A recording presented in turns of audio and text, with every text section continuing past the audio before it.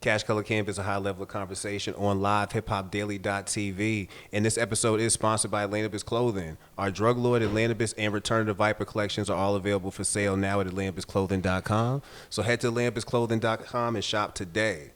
What's up, everybody? We back season 5 now, the Cash Color Campus podcast from live at LiveHipHopDaily.studios. And we were just talking a second ago before we even got on the air about how just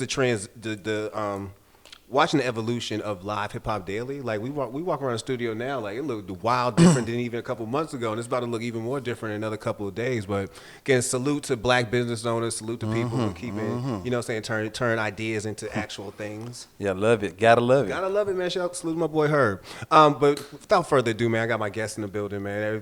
People have been clamoring for this guy again.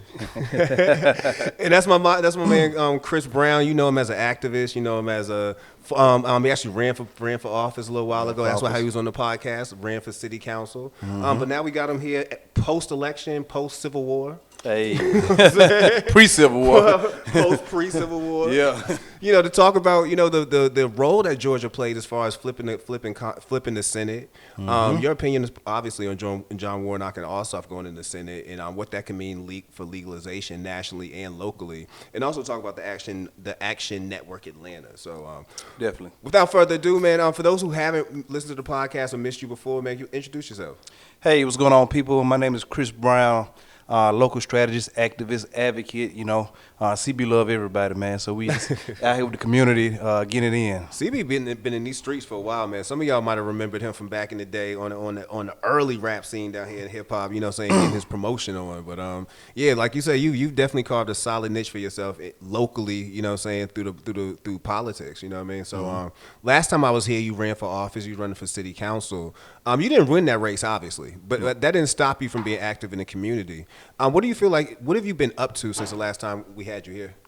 Oh man, since I've been here, I've been in the school system, just working in the community, establishing programs, filling the gaps, just really dissecting the hearsay. You know, a lot of people talk politics, but then, you know what I mean, they ain't put in necessarily the same amount of work to have an opinion about certain things. We just kind of parrot talk. Yeah. I heard somebody else say that we say the same thing and it sound cool. We just get the passing information. Parrot talk. My dad used to say that. Yeah. So you know, I've been in the trenches, just really, you know what I mean, discovering things that we already know in urban Atlanta, or urban America. Just trying to come up with some good solutions, and then to actually do the repair and connect with the people who actually do the work. Yeah. Yeah, you know, there's the effort on the ground to help flip Georgia from red to blue has been crazy. You know what I mean? We've had Insay Ufat on the show, executive director of New Georgia Project. Everybody knows New Georgia was heavily involved there. But there's been many other organizations and people on the ground to actually make all that happen. What's it been like being on the ground? You know what I'm saying? And seeing the action happen from, you know, it wasn't like a 1-year thing. That was about a 4 or 5 year effort. Like, what was it like to finally see that effort come to fruition? So it's kind of been on the ground for the last few years, you know.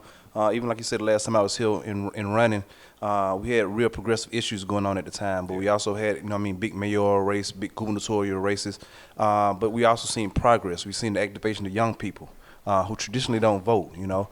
I think with the Atlanta protests last year, they kind of helped also put a lot of fire up under some of the young folks that's out here today. So we were able to make progressive steps, and then also look at rural Georgia, appeasing to these people's needs, you know. People just want to hear their issues heard, and I think we was able to do that this go around. Yeah, man. You know, I feel like it was really exactly what you just said. It was an effort where you finally had a group of people who were kind of trying to, from the younger voters to the people in rural Georgia, people were paying attention to them. It wasn't just you were concentrating on one group in a group. You know what I'm saying? Right. It wasn't that situation. So it was dope for me to see. You know, I've had my little small play on, you know, saying as far as getting out the vote and doing all that other stuff, and I felt such a pride. You know what I'm saying, when that shit happened. What did you feel like, especially when Joe Biden won? Like, where was you at when Joe Biden won? First off, and what was you like when you heard the news that he you know, basically you got enough electoral votes to call yourself president-elect? I think I might have been probably running in the house. I was watching CNN just in passing. Election night, of course, you know, all the people who worked on the campaign wanted to stay up. We was dying, but dead tired. But was at the house watching CNN as it came in, and it's like, it's a done deal. You know, it's a done deal. As the states got called, and we started walking it down, and the percentages started coming in closer. It's a done deal. It's a done deal. And You know, it's crazy. And then watching, especially if he's watching on TV, watching how it really ticked down again to Georgia. And they was, you know, going to Fulton County, going to DeKalb County, still counting them votes. And I'm like, I was with you. I felt like it was pretty, I thought it was over early, to be honest with you. Like when they started counting votes and I'm looking like, shit, they ain't even got to California or the West Coast yet. And bro was kind of back about 80. You know what I'm saying? Like, it's going to be kind of hard for him to catch you no matter what lie you want to spin, bro. Like, that's going to be a hard run to catch up to. But definitely Georgia would play a massive role this year. Georgia was the role. We've been that battleground state, knowing to be progressive. Back in 2008, I was in Florida on the Obama campaign, so we turned Florida blue. So to be home and to see the same amount of work and effort put in, and just knowing if we got these states and seeing, you know what I mean, these numbers come out in masses just for in the presidential election, man. Going into this runoff was just a whole nother beast, you know what I mean? It's like, it ain't over. We got to keep going, you know. No. And it turned out, you know, people turned out. People, I think the other side kind of shot themselves in the foot, you know, exciting a lot of stuff that we're seeing today. And sometimes just people just get tired of the same old stuff, man. You know what I mean? You got to call, sometimes you just got to go ahead and call it, man. Yeah. Yeah. Do you feel like Biden's win was a help for Ossoff and Warnock as far as in their runoffs? Like, I felt like Warnock had a pretty good run at it. You know what I'm saying? I was more concerned for John Ossoff, to be completely honest with you. I felt like John Ossoff, somebody who people don't honestly know out here. You know what I'm saying? Like, and I felt like that was going to be hard going into a runoff against David Perdue. And I thought Biden definitely would have helped him as far as winning. Do you feel like Biden helped both of them in the runoff as far as re-energizing the party and reminding them that, again, it's time to vote again? Definitely. There was constant reminders that, you know, we can't do the same work and be caught in the Obama era where we don't have a Senate or we don't have a majority. So that was reiterated throughout the runoff. You know, we need these votes. We need these people in office. And I think with the Ossoff campaign, it was timing. You know. People were just ready to see something different, and we was able to pull it off. A win is a win. You know, people turned out. People want to see a difference, and now we're here. Yeah. What's your opinions of Pastor Warnock? Like, as far as a candidate, like, do you feel like, you know, saying you feel positive about him going into the Senate? I do. We've done a lot of work. I've seen a lot of his work in the community. You know, what I mean, leading the expungement things in the community. It's definitely been a lot of work that I've seen, and so I think that he'll do great. I think he'll do great. Yeah. How you feel about Ossoff? I think Ossoff would do just as good. I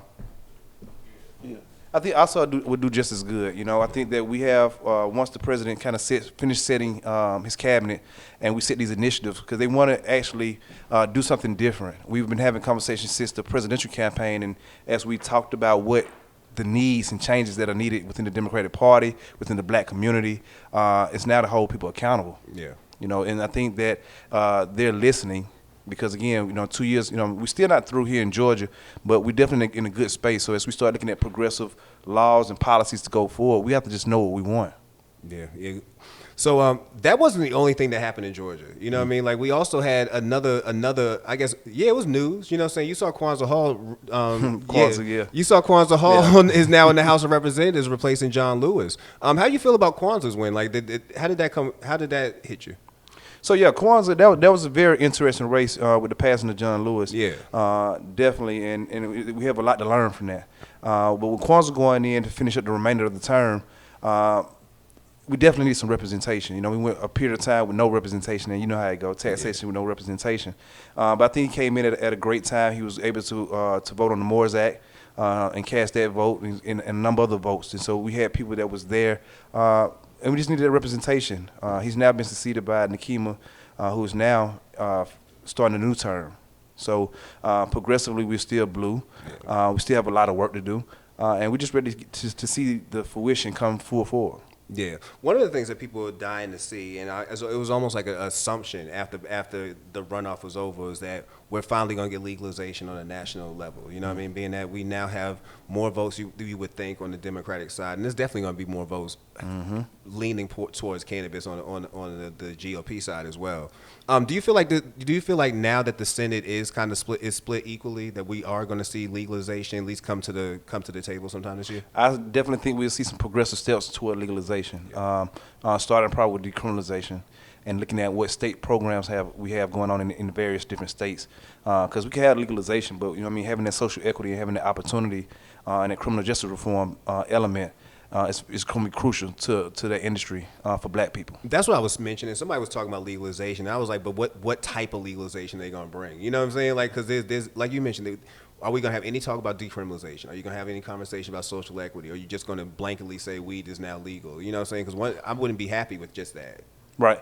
And so that's why each state should be, you know what I mean, organizing themselves to figure out what their state wants to do. You know what I mean? The federal government just kind of allows those things, that autonomy for things to happen. Mm-hmm. But we've seen them allow states to do and run their programs. Yeah, I mean, it's great that Georgia's a medical state. I'm a medical advocate. I think they should add flour to the registry. I think COVID has shown you that it's become essential, and definitely with this DC piece, I'm traumatized. I'm just telling you, like I can't take any more. I got PTSD. Like, listen, no. To be honest, like this COVID situation, I feel I developed anxiety. I've been in the trenches and seen some things, and to understand things at a different level, and then trying to promote change and work it in with people who don't understand, but also serving people that's in need, man, it give you a different outlook. Yeah. It give you definitely. Yeah, it would, man. But hopefully we do see if we can get flour on the conversation this year. Oh man, we ain't seen. Hey, we want flour on the registry. Yeah, we gotta have flour, man. Yeah. So how do you feel like what we're seeing in the Senate could actually be a bump when it comes locally? Because as you mentioned, we can't personally vote for that down here in Georgia. We need to have some kind of politicians come up with something. Do you feel like this is going to be the thing that kind of puts that battery in their back? Of course, you know what I mean. We became progressive to even have cultivation in the state to start with. Yeah. We have to have a lot more education. We need to have a lot more criminal justice reform to happen. And at the state level, you just figure if the state doesn't want to weigh in terms of to be progressive, just leave it up to the municipalities. Quit holding the municipalities, you know what I mean, at hostage because we're indecisive about how we want to move as a state. That's what happened in Atlanta, and that's what we were talking about last session, there were so many bills around cannabis and hemp. That's a whole little controversial piece there, but what happens on the criminal element of it? You see a lot of municipalities that want to come out and decriminalize, but still people still kind of caught in that piece. So the state can just stay clear, remain silent, and leave it up to the municipalities because that's how the current state statute is already written. Yeah. And we have to do something with that. You know what I mean? We have to go ahead and take the opportunity for the economic state of it. You know what I mean? We're suffering right now on the economic side of things, but this is an economic opportunity.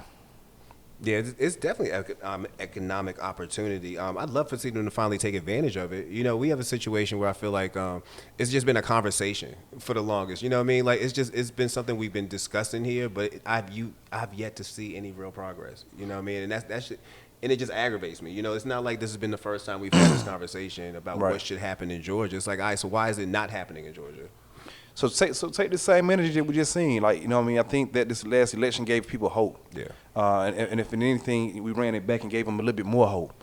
And so now we know that that's the federal level, but we still have the state and local municipal races that's going on. So this is the election year too for local municipalities. You got your city council and school board races that's coming up this year. So it's not over. So what people want to go sit on the sideline and rest a little bit. We can't stop. You know, we're in session right now. Yeah. We have to figure out what we want, and we got to go push for it. Yeah. You know, Keisha Lance Bottoms has done a pretty good job as mayor of Atlanta, as much as you can, you know, through a pandemic. There's a lot of uncertain things a lot of things happen that you could have never planned on, you know what I mean? But how do you feel about her job so far as holding down mayor, you know, since we was just bringing up city council? Like, I remember her on city council becoming mayor. How do you feel about the job she's done so far? I think she's done a good job as mayor. We all stand some improvement. You know, we got to pick up on engagement, on how we communicate with constituents. We definitely have to address the public safety issues that's going on right now. Yeah. I think she tried to use her voice to let us know to use our voices to participate when it comes down to this COVID situation, because when it comes down to that, it's on what affects our lives. You know what I mean? We put a lot on the mayor, but we have a whole city council that are the actual policymakers. Yeah, man. And so therefore the problems come from the constituents. And so if it's something that you want to see, we need you guys' help, you know what I mean, to come up with solutions, because we think that they're the experts. They people just like me and you, and they get briefed just like me and you can get briefed because it's public information. And so we have to do our due diligence by pushing them to do some of the better things and make better decisions in policy, and quit playing the game about this group versus that group and this side of town versus that side of town. We have to really start to address the real issues and the root causes of those issues. Yeah. You should learn everything from a loss. You know what I mean? And you definitely, when you were running, you were in a good race when you were running in city council. But I assume that when you lost, you took something from that. What were some of the lessons you learned from your first time running? Man, don't serve as much, you know what I mean? But I have a passion for serving, so I did a lot of servitude while still running, still trying to keep up with things. But definitely just, I learned to, I think it happened, you know what I mean? It was to get people more involved and engaged. I think it woke a lot of people up, you know? Like I said, that was the start of this wave of just waking young people up, showing people, like from where I'm from, people now became more attentive to people that's running in office because they now see somebody that they can relate to that's now running. That look like them. That look like them, right? That look like them. Right, and I'm going to carry the same water. I'm going to articulate as best I can what my people are trying to say, and put it in a form that people understand, which is policy. And so I just learned to keep going, man. If I ain't learned anything else, it's like, you know, a lot of people reminded me that it took a lot just to even put your name down and to even run. Yeah. And so to take away from it is to keep going. You know, a lot of people ran multiple times before they actually got in. And so even though it wasn't my first race it was my first time as candidate, but I've ran elections and participated in the election process. And so, you know, I'm still here. And, you know, a lot of people calling out asking, like, what I'm going to do, what my future look like in terms of running and would I consider running again. Would you consider running again? Is there a chance we're going to see you run for the office? There's a chance, man. You know, I'm in the rooms. And sometimes you just say, I just need a seat at the table. Because we in the rooms having the conversations, and I just like to trust people that I know I can trust. And sometimes in some places, I think we need a lot of opportunity. A question came up about our black elected officials, and when you hear people on the other side talk about by party and by race, and we reflect and look at, you know what I mean, who are our elected officials and what color are they, you know what I mean, and where they come from, you can only deny the truth. You know, you can't deny the truth. And when you look at it, you have to say, you know what I mean, we have to really do something about what's going on, which means we have to look at how we're serving our communities, how we're electing our people, how we're getting people involved, and what targeted groups of people are actually affected by it, because we have a lot of gentrification and stuff that's happening, and a lot of things which are our legacy homeowners who helped build this city, you know, are becoming displaced because of fixed income, because of lack of support. Like, it's our job now to make sure that as the federal government allot this money, and as it matriculate down to the local level, that we make sure that we're getting this money to our people. We get these resources to our people who need it the most. And that's what I've done in the last year with serving this food. It's not that, you know, if I can do it, I just simply say, if I can do it, you can do it, you know. And I want to just be an example. I don't want to just talk about it, because a lot of the young folks, they don't want to hear no talking, dog. Not for real. Nah. Unless you really talk about something that they like. No, man. And yeah, I gotta ask. You know, last week was crazy. You know what I mean? Like last week was to actually view, and we're talking about, if you don't know, we're talking about the insurrection. I'm glad they called it what it was. You know what I'm saying? Like, yeah. You gotta breathe for a second, especially if you have ever been in a protest, if you ever been in a situation like that, and you're watching it being handled like with such care, you know what I mean? Like, it wasn't even nowhere close to any protest I've ever been to, quote unquote protest. Right. How did you feel, you know what I'm saying, watching that evolve into what it did? Because it went from being whatever it was, a rally, a conversation, to they broke into the Capitol. They broke into the Capitol. There ain't no other way to put it. It broke into the Capitol. Literally. So when you see, I seen the opportunity. So when I seen the lack of security with that many people, it's like, man, they not finna do this. Ain't no way in the head they finna do this right here. Oh man, did you just did they going in? Hey, they going in. And so, you know what I mean, at that point, you pretty much know, and at the point that the news started to catch up. So I quickly went from CNN to Fox. To see what Fox said. Yeah, what Fox saying about this? Is this real? I gotta go to Fox. Let me see what Fox said. So I went to Fox, you know, and it's, you know, I think that it's the same expression, but definitely different terms. You know what I mean? I think that we have to accept what's about to happen, which is that we all coexist. This is not about black and white. It shouldn't be. It shouldn't be about party. It's about people. What should be happening for people? And if certain people have it in their blood that they don't want to contribute to that, you know what I mean, then just sit at home. You know, but to come out and to destroy property, to come out and to do the things like we have to turn like this is what we are. Black people have been saying this is what we already knew. What do we need to see now to change? Those lawmakers who are now switching sides or saying that they're not with the president anymore or they're having a change of heart, we need to actually see that reflected in policies because this is the same thing that we've been marching about the whole time. Bro, I had a whole feeling about that shit, man. I ain't gonna lie. No, I ain't even gonna mix words about it. I was doing an interview, and I wasn't paying no mind to the news, nothing like that. I get up, put my bag on, say I gotta go run an errand. I happen to look down on my phone, and they say people broke into the Capitol. That's when I said, fuck out of here. Fuck people break into the Capitol. I turn on the TV, and you're seeing this shit in live time. Bro, my mind went so many different places because I'm like, this isn't no protest. This is privilege. This is legitimately privilege just having a fit at this moment. Like you can't even articulate what you're upset about really other than just saying something was stolen from you. You can't tell me what was stolen from you. You can't prove nothing, but you wasted a whole day and came down here and did this. I wish I had the ability to do any of that.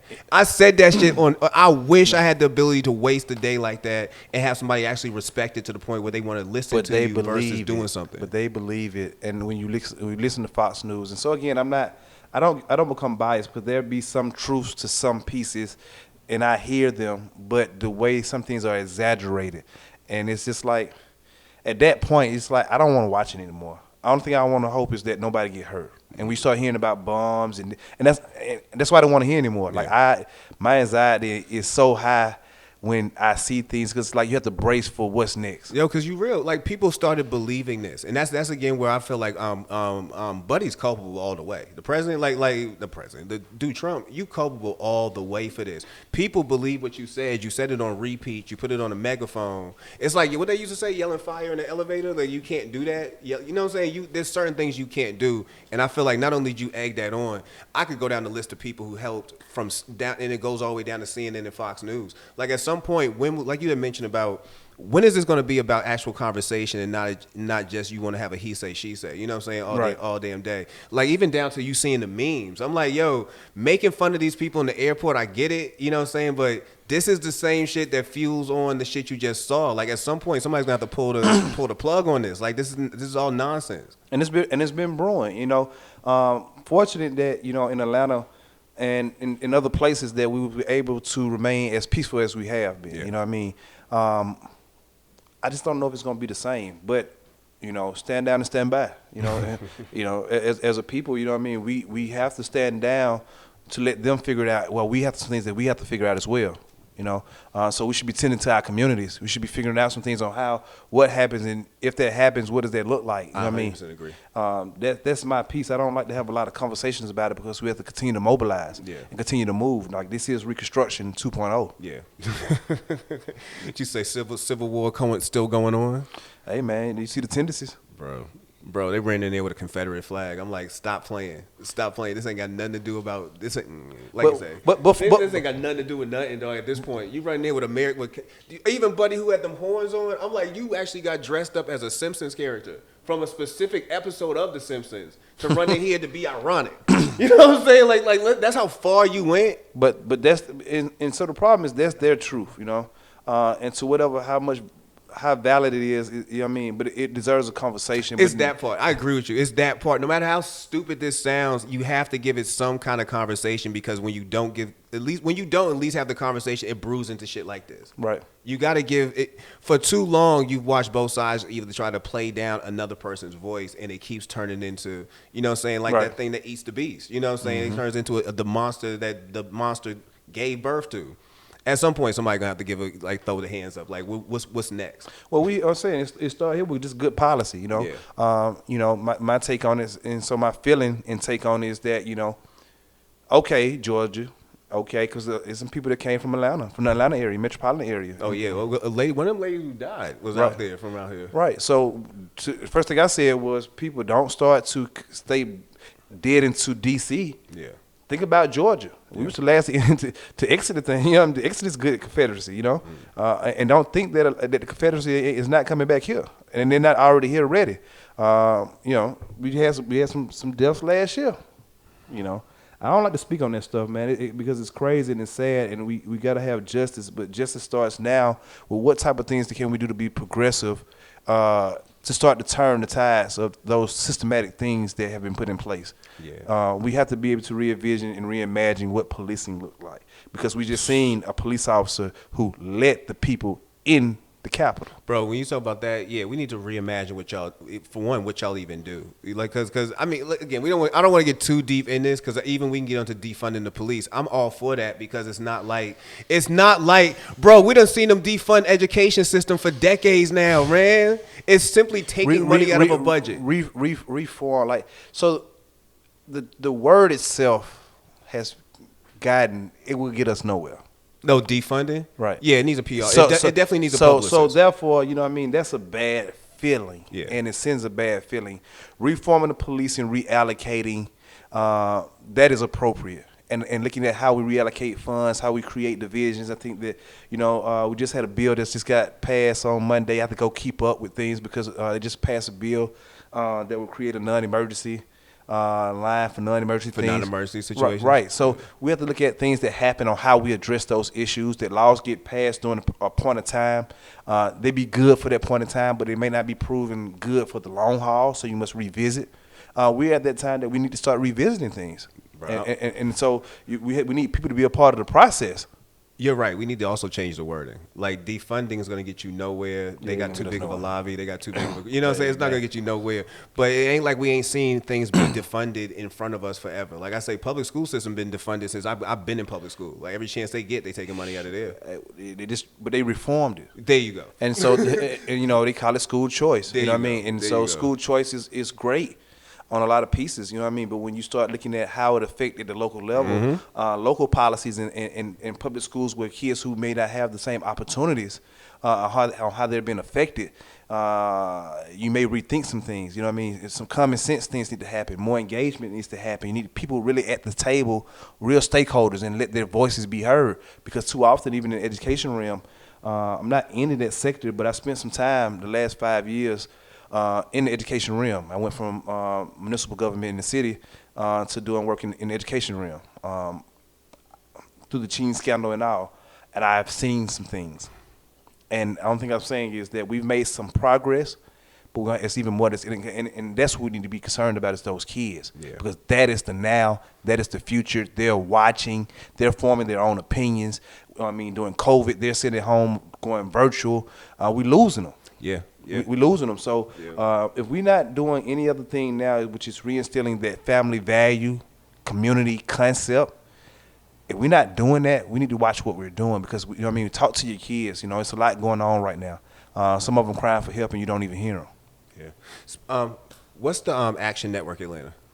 Action Network of Atlanta.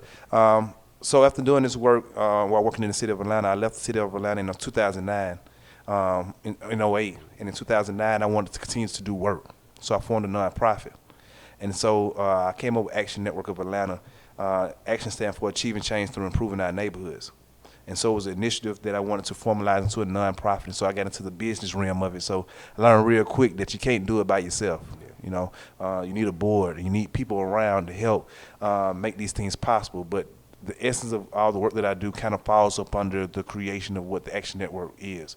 I soon later found out about Al Sharpton Group, which is the National Action Network. And so for me, it's more homage to our elders, which is why I remain to keep the name of Action Network of Atlanta, of those people who came before us that have really been putting in that work.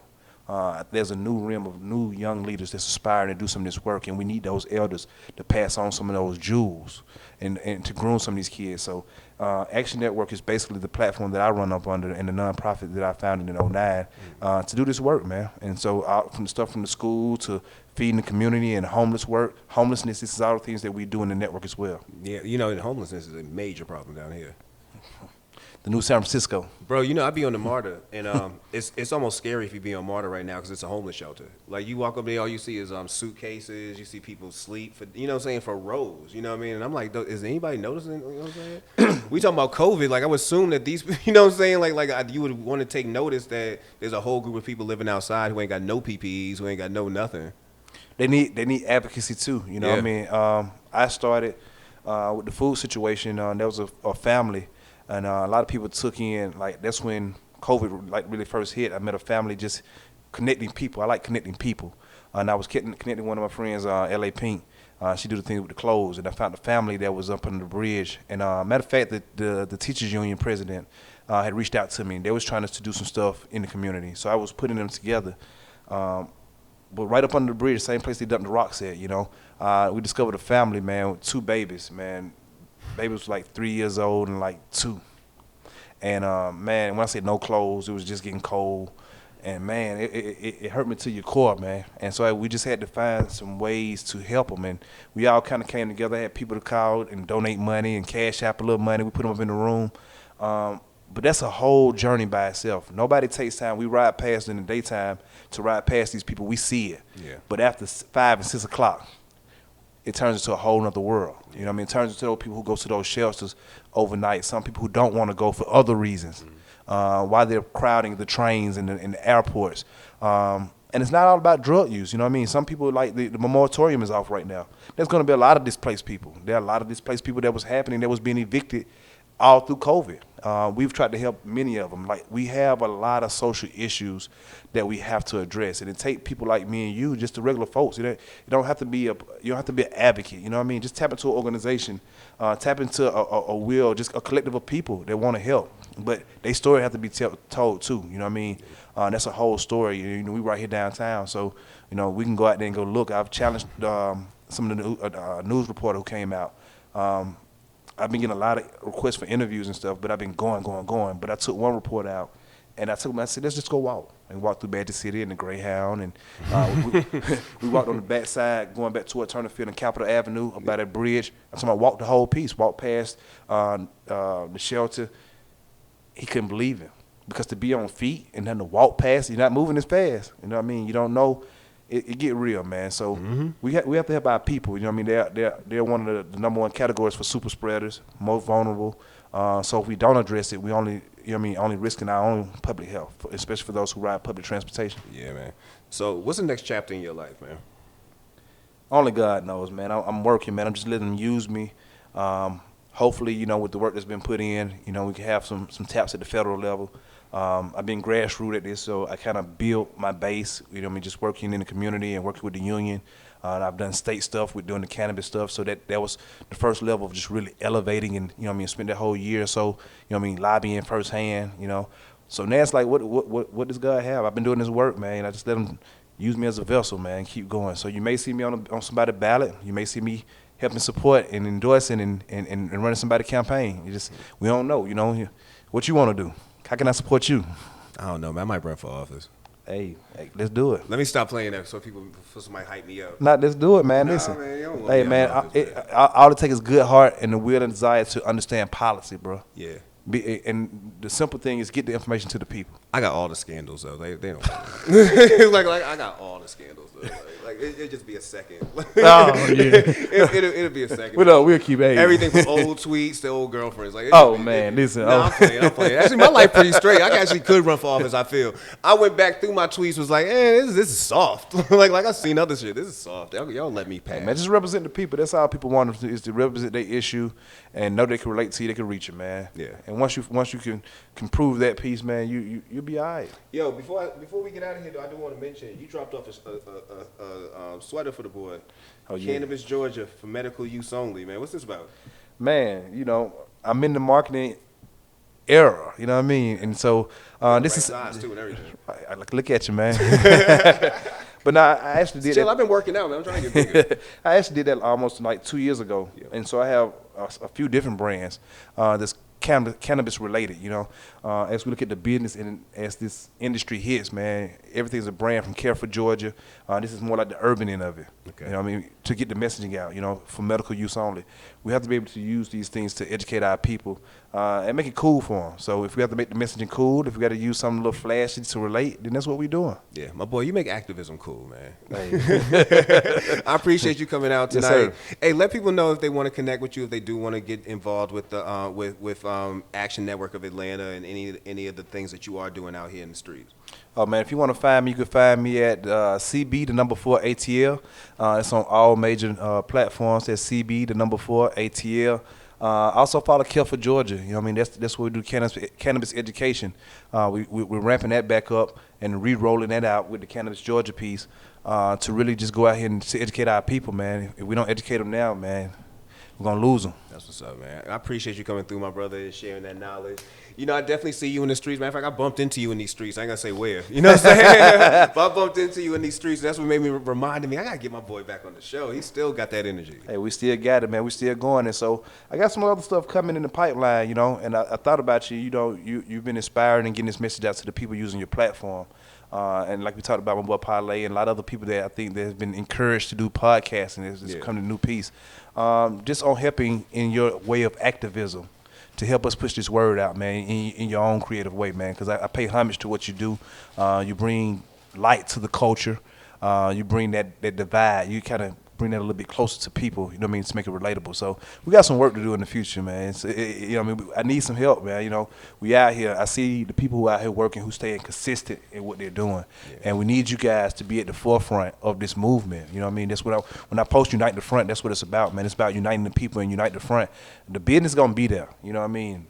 But if we don't create the infrastructure, what we doing? Bro, I appreciate you coming through tonight, man. Definitely kick it with us after this, man. You know, chop up about some more stuff. For sure, man. That's what it is. And that's Cash Color Campus, high level of conversation on LiveHipHopDaily.tv. And there you have it. And there you have it.